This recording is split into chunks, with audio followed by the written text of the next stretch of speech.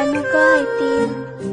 Bây giờ nhỏ học có lúc xia, tôi chỉ muốn cô lại nó. Yeah, bây giờ hai tiền, cô chỉ vậy thì mình chỉ có cô. Họ cháy tia, cô tôi chỉ ta luôn. Cô trở lại đa cũng một học nữa, học mong một học đi. Cô như chỉ luôn, bây giờ nào. Bây giờ chỉ luôn, họ chỉ khía cho cô.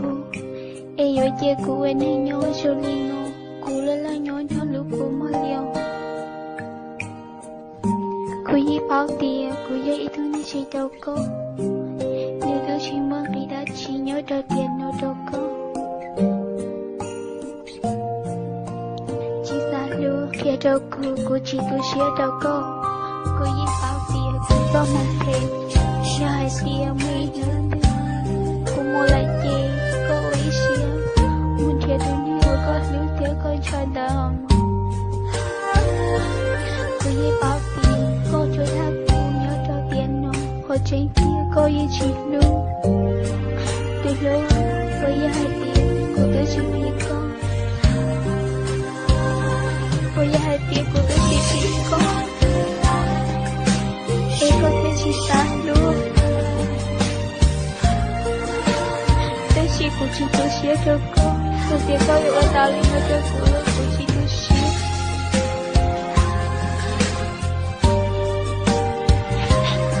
Tôi yêu mua lại mà nhớ con nữa.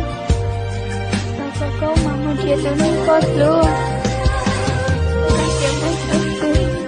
Câu mình thiệt tao đến hệ ở con lưu thiệt có nhẹ là chết.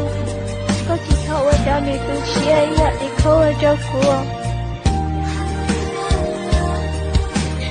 Không một thứ tao như lịch chị. Chú có lúc xe còn tiền lúc rồi đâu. Lúc nào cũng như tôi hiểu có chị ta lúc chả mấy nói thứ em. Lúc họ chị ta lúc có nhưng có chị ta lúc của. Thì nào cũng không một thể gì. Cô yêu quý xe cho con. Tới khi cô yêu chị nhớ lấy thứ nào. Chả hẹn kia cô yêu con cũng lo lắng. Lời của yêu chị trở lại chứ lời tiếc. Cả hai tiền của yêu chị phải dạy đâu có. Em muốn nông em yêu yêu sư lý chỉ muốn là người đã chi.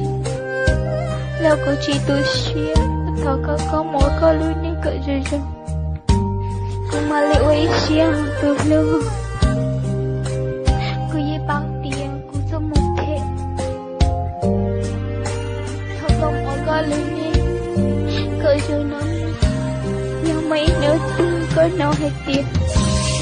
Tư lại nói chuyện thọ có không vô lối chơi tư của thiên. Thì hay tiền của chị tư. Còn mãi nó có mong không. Nhát thật hồi lỗi để chạy nhiều chỉ muốn mình ơi chị là. Đã chị. Cô yêu ơi chẳng vô cô muốn tốt nấu cưa. Cô yêu thì cô yêu chị vô cô là.